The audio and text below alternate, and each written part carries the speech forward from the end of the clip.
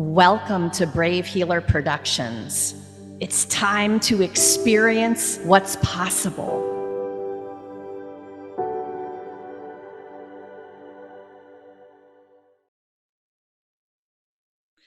So, what if there's something you haven't learned yet that could change everything? Welcome, everyone. I'm Laura DeFranco, the CEO of Brave Healer Productions, where we're helping the world experience what's possible. And here today to help me with that mission are some of the amazing authors of one of our newest books. This book is called Brave Kids, Short Stories to Inspire Our Future World Changers. And this beautiful book is volume 3 in an award-winning series, you guys, that I am so proud to be sharing today. I'm going to introduce the authors to you in just a moment, but a huge shout out to our lead author, KJ Kashula. Kelly, you had such an incredibly big vision and mission for Brave Kids, and I'm so grateful that you came into my world that day and asked that big question. Laura, what about kids' books? I'm like, okay, if you do it, we'll do it, right? Kelly is an amazing storyteller, children's book author, and illustrator. And just wait until you all open up this book and bask your eyes on some of these amazing illustrations that she's included. So I'm even more excited to talk to you three, some of the co-authors of these beautiful short stories. Margie Hamner is in the house. She's a former HR leadership coach, is empowering children through her books, stories, and workshops. MJ Luna is here. She's an occupational therapist working in private practice, specializing in myofascial release. And Karina Hunter is an intuitive channel and healer from Australia. We need to send her to bed pretty soon because it's like almost midnight there. Like, Corinna, thank you so much. All three of you, thank you. If you all really heard those bios, then you're going to understand that these are not your ordinary children's book authors. These are people who are experts in their fields. They've been around a minute and they have decades of wisdom to share with you guys. So when they raised their hand to say, yes, I want to write for kids, it was other level. And these stories and lessons and, oh my gosh, all the gifts you all are giving. Thank you so much for putting your hearts and souls into this beautiful book. Corinna, I want to start with you today. What's the most important thing you want people to know about your beautiful chapter? It's called Bastien and His Magical Journey to Blue Zarokia. Tell us about this. Well, one thing about this story is about it's like Bastien gets a reminder of his emphatic gifts as a child, being able to read the minds of cats. Be able to read telepathically communicate with animals, and so he goes. Traveling to going into this he opens up this portal is open for eating this blue fava bean, which takes him into this planet called Blue Zarokia, which then he meets his parallel self, and which is he's given a special tool for him to use to overcome his current anxiety, and also just wonderful, and it gets to learn wonderful facts about lives on other planets and that, and just opens up his imagination. So this story is just about how we should encourage children to dream, to believe in their dreams, and to know that they have all the tools within him. He just had to go on this journey in order for him to remind him of his innate gift, just like all of us are gifted in different aspects. And so this encounter with his parallel self, it just helped remind him of his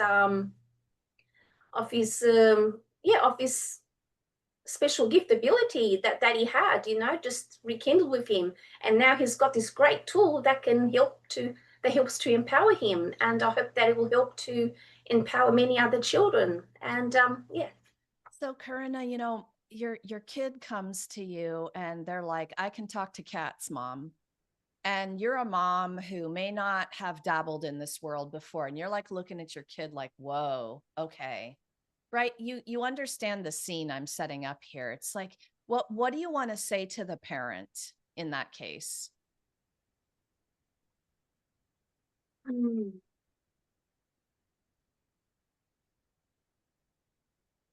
I just want for the parents um, to recognize, to encourage um, your child to be open for you to share their dreams, and not to find anything too wacky or too crazy or too out there. Like if they want to share something cool that happened to them that they um, like if they're highly intuitive, like I was a very highly intuitive child, is we want to encourage our children to make them feel comfortable in approaching us if they had this amazing experience, or um, it could be like a moment that gave them goosebumps, or when they realized they were able to connect with a horse, or just knew what another person friend needed. And so, and I want for parents to be aware, like to encourage a child, to be imagine creative, and to listen to their experiences without any judgment, so the child can come to you to talk about anything without thinking that they're crazy. So yeah, I wish I had parents that were very open-minded. Like as a child, I used to have um, this first visitation that I had was of this beautiful butterfly spirit. It was like about like a meter wide in width, and it was like it lasted only for maybe 6 7 seconds, but it felt like forever. And I was like 6 years old, and I remember when I told my mom, like I kind of like it just went silent, and then I got discouraged. And so and now, because the children these days are very very sensitive, and so if they say that they felt or sense something, that just really listen to them, and just encourage them. Yeah, Yes. that's all. Yeah. Corinna, thank you. That's exactly the message. I was just listening and nodding. That's exactly the message. And these books, these Brave Kids books, you guys, the book is going to be awesome for your kids, but as an adult, you're going to love these stories. And it may touch an inner child place in you that didn't get listened to or recognized, right? And so you can recognize yourself, and that maybe that smaller child in these stories. You three did such a brilliant job with this. Margie, I want to move to you now. What's that thing you want people to know about your beautiful chapter? It's called Listen to Your Inner Voice. Well, thank you, Laura, and thank you for inviting me to be part of this wonderful book, A Brave Kids 3. Just so honored to be part of it. It was a great experience.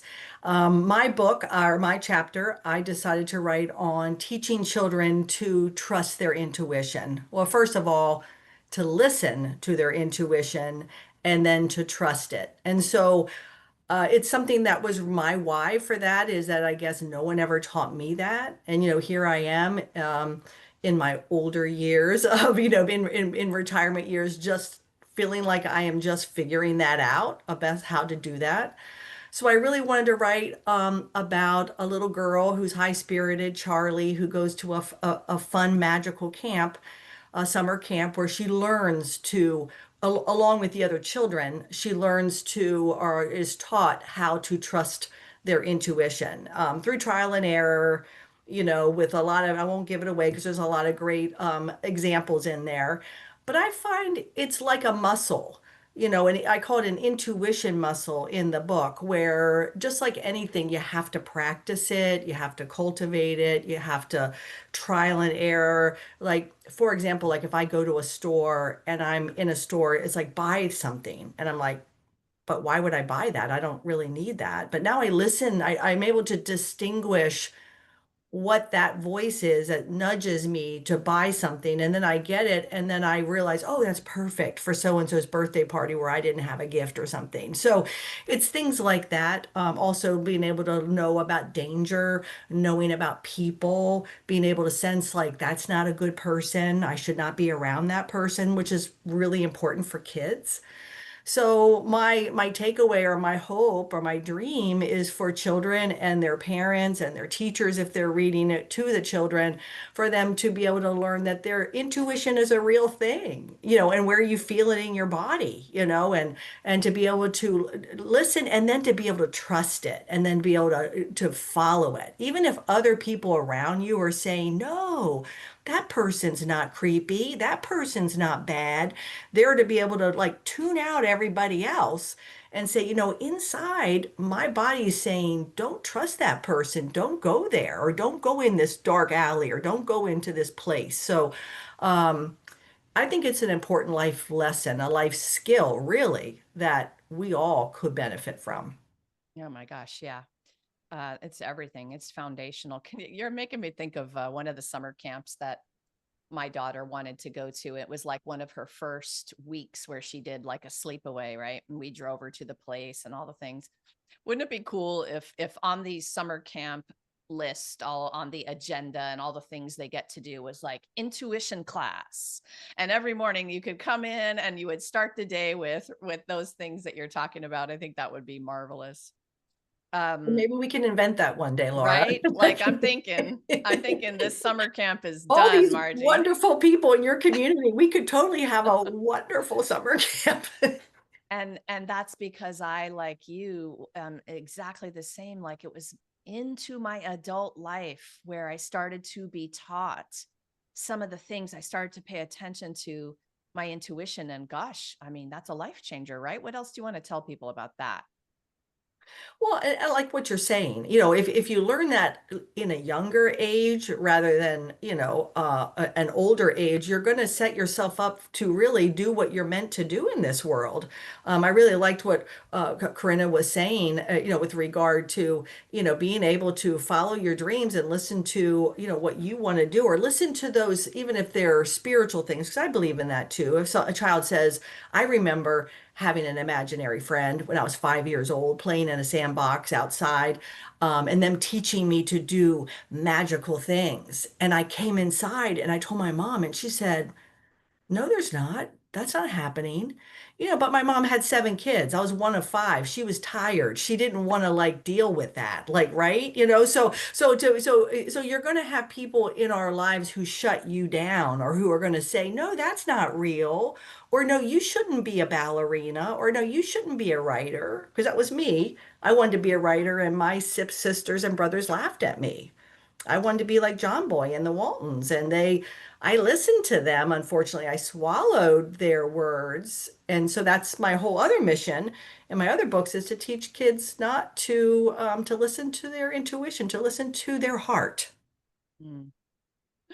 John Boy, you just gave me a massive flashback to the Waltons. Thank you for that. Thank you, Margie. Thank you for saying yes to this project. Thank Um, you. MJ, let's go to you now. Tell us about this beautiful chapter. So, the call of the snowy owl, sing your song. What's the most important thing you want people to know about this story? Well, it's quite interesting that the three of us are on, and we're basically our chapters are very similar, but obviously through a different story. Um, so yeah, my chapter, the driving force was to have children feel empowered, to feel that whatever they love to do, whatever they find joy in, and it's coming from their heart. That's their true core essence. That's their authentic self, and that matters. And so to be able to have the bravery and the courage to express that, and it's through learning about their intuition. In the story, Maya has a visitor from the snowy owl, an animal that she's never seen in her backyard before. So it almost seems like kind of a divine intervention and a divine visitation, that she learns about her intuition. She learns about her emotions, tapping into her emotions and tapping into her body and her feeling senses, and also the mind as well. But as we know, the mind can kind of take over. But really tuning and tapping into the body, tapping into the emotions, and understanding that we all have gifts to share. And if it's something we truly love and it brings us joy and bliss, then that is our gift to the world. And that is what we are here to share. Added these lessons, a camp situation aside, they should be 101 in school. Like, and Absolutely. and when we give these gifts to our kids and nourish them and we grow with them, I've often said my kids have been my biggest teachers. I've watched and used my awareness process at their beautiful little out loud voices and the way that they were showing up in the world. And I watched people around them try to squash that. I was that parent who tried not to, even though other people were saying, you're being a bad parent, you should really, shut that down or whatever. You're just making me think of that right now in terms of sing your song, kids. Like, be out loud, go for it, express your emotions. It's okay. We're not going to make anger wrong. What else do you want to say about that, MJ? Well, as much as, this is a story for children, it's also a story for parents and teachers and adults who, like you had mentioned, Margie and Karina, that, when you're younger, that, the so-called norm, you're supposed to fit the mold. And, for parents to understand, like, these kids need to express. And so, yes, if we're having emotions, it's so important that actually we honor those emotions and we feel those emotions, because that's how we process emotions. If we don't feel our emotions, if we don't feel the anger or the sadness or the grief, then it actually gets stored in our bodies, in our tissues. And then it can kind of come up later on. It'll keep tugging at us, to look at it and to heal. But if we don't, that's, I'm getting into my my myofascial release, but as we get over that, that actually manifests into physical illness and pain and so forth. So it's so important that we feel our emotions, we honor those. That's how we process. And the body is a smart body. It'll know when it's time to shift out of that and go back to our daily activities, but giving ourselves that opportunity to feel our emotions. And again, it's so important for the adults in our lives to honor that as well and not squelch it. For sure. Not just for kids. Mhm. So all of you, you rose your hand to say, I want to try this writing for kids. Some of you may have done that before. I know Margie has. Some of you may not have, but I want to talk about that for a minute. Margie, I am going to start with you. How has it been writing for kids? What has that meant for you? Well, it's interesting because my background was in HR, so I wrote, policies, procedures, SOPs, just really basic stuff. So this was so freeing. This is like so much fun because I think when I was always a little girl, I loved, and even when I was a mom, my daughter I loved to make believe. Like we'd go to the playground and I'd make up this whole little world of all this stuff. And so, what we would play together. And I do that now with my grandkids. I mean, they love that because we can just play. So I feel like a children's book, and I've mentioned this to other people who want to step into the world of being an author. To me, it's easier because it's not real. You're making it up. It's like, no one can like say, oh, that's not real. I mean, it doesn't make sense. Well, yeah, it's a kid's book, so it can be totally out there. So I love that and I love my imagination and I love being able to really spark it and just go with it. So it's just been a blast. I love hearing that particular answer. Feels easier to you. That's I hear it. I hear you. I have not done this yet. So you three have done something I haven't done in writing. I haven't decided that I wanted to try that yet. So I just want to give all three of you kudos. I know that, Kelly came in and she supported the process for all of our authors, and that has been transformational for some of our authors who never did it before. Um, and I just want to, say thanks for doing it, even though you might have felt a little nervous about it. I know Margie, being a pro at it, she's already in that. You can hear it when she answers the question, in that joy of it, that ease, that like, oh, this is easier. I'd rather do this. Like, this is more fun. And of course, I feel that way about all of the chapters. They're so fun. MJ, for you, what was it like writing for kids? Have you done it before? What has this meant for you? Well, this is the second Brave Kids I did do last year, in Brave Kids Volume 2. And, I have to say, like Margie, as an older person now, it's only until maybe, I don't know, the last 6, 7, 8 years that I feel like I'm really coming back to who I'm supposed to be. Um, and so this process of writing stories has been quite healing for me, and it has helped me connect more to my creative gifts. I love writing, and I have journals full just in the past few years. So again, it's been very healing for me, and yeah, it's allowed me to connect to my creative self more. And if you read my story, it's all about dabbling into those gifts that you want to share with people, singing, dancing, and playing a musical instrument, and that's something I feel that I'm heading towards as well. So Fun. Thank you. Yes. So many authors have talked about the healing journey that they're on. And in their writing, in this project, in this process. And it's something that we stand on top of as a publisher. We know writing and publishing and launching and then promoting is a healing journey. It's self-development. It's pushing you out of your comfort zone and helping you understand what you can do and what you're made of. And I love when y'all talk about that healing piece of it. Corinna, same for you, same question. How have you felt about writing for kids? What has that meant for you? Yes, I finally ticked one of those bucket lists. Actually, yeah, it really meant a lot. It's been on my mind. Like the first time when I started the first time when it came to my attention that I want to write a kids book, that was 22 years ago. And I was starting to order books online to read everything about it, but I was living in a foreign country at that time.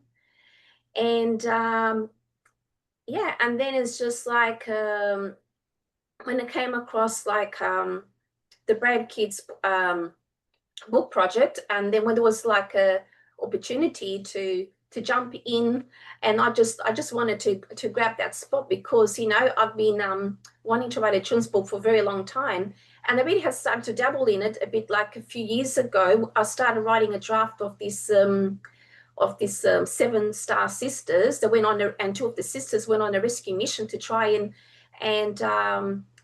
find this kidnapped this they're trying to find a princess that was kidnapped and taken to a different galaxy.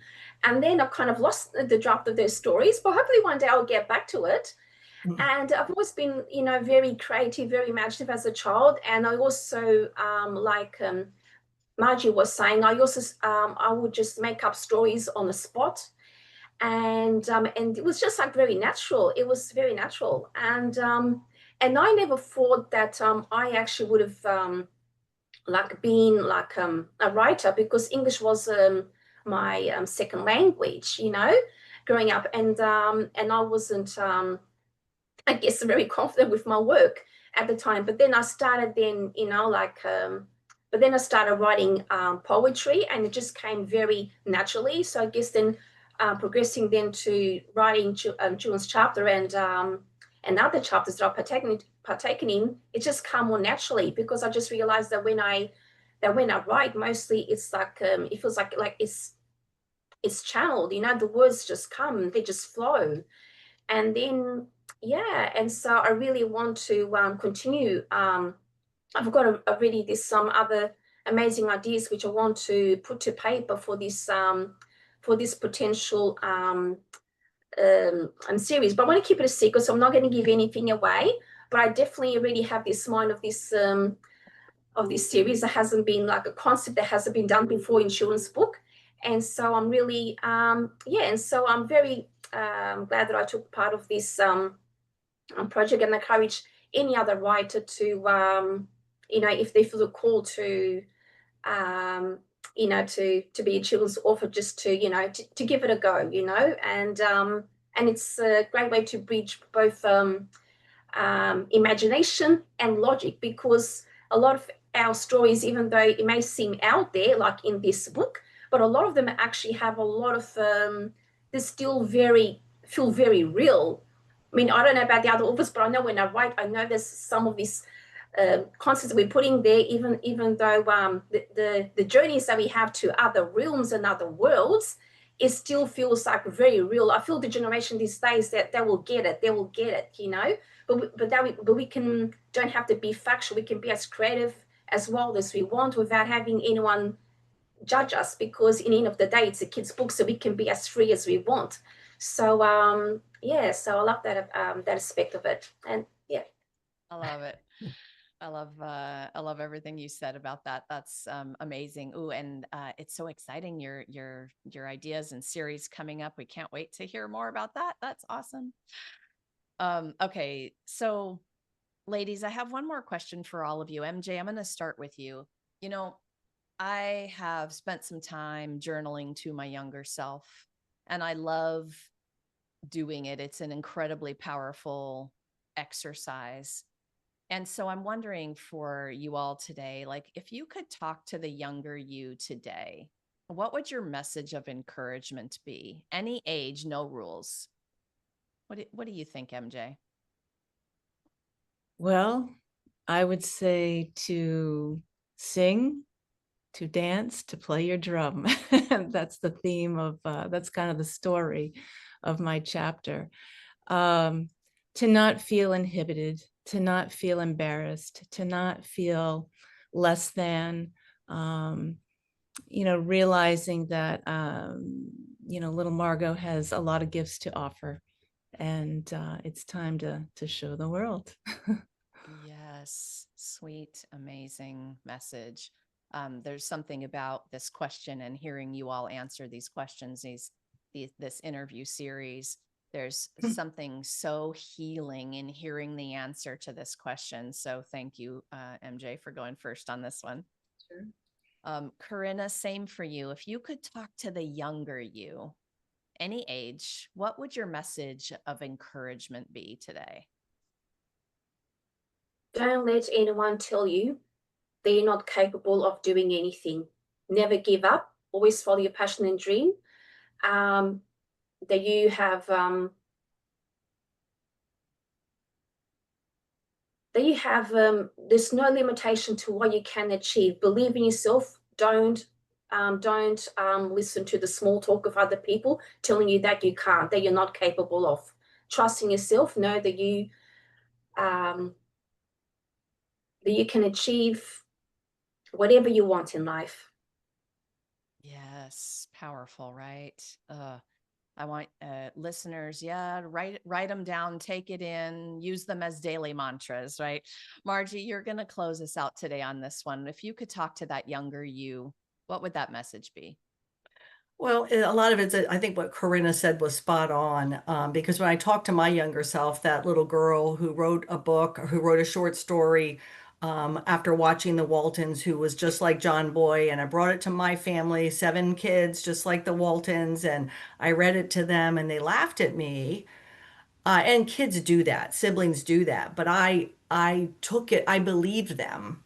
And I would, in the book, in my other book, I say don't swallow other people's words, because you can, it goes in one ear and right out the other. Don't put it inside of you. I put it inside of me. I believe them. And I had to wait 50 years to fulfill my dream to become a writer, because I'll be 62 this year. So it was that long ago. So it's, I think everyone knows what they want to be. It's in their heart, it's in their soul.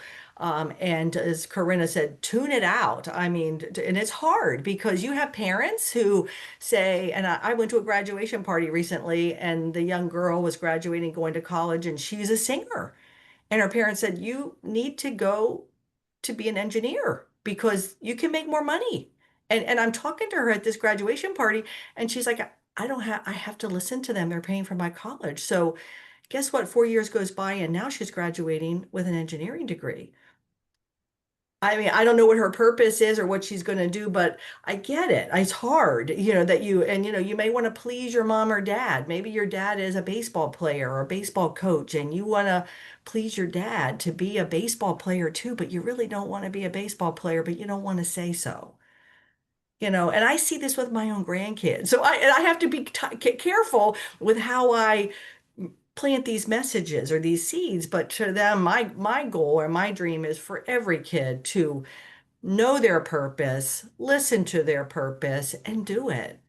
And don't wait 50 years. That's a fantastic way to go out today, Margie. Thank you. MJ, Corinna, Margie, thank you so much for what you do in the world and for being here to share it with everyone. I think you all are hearing this is way more than a beautiful book. It is a generous community. I have all of the authors hooked up down below in the show notes with their websites. Please go explore what they're up to. They are there to answer a question. If you need to reach out, want to carry on the conversation today, they're ready. They're ready for you. And of course, we hope there's a lot of H's. We hope that you hop over to Amazon and pick up your copy of this beautiful book today. The link is down below. Lastly, everyone, remember your words change the world when you're brave enough to share them. So it is time to be brave. See you next time, everyone.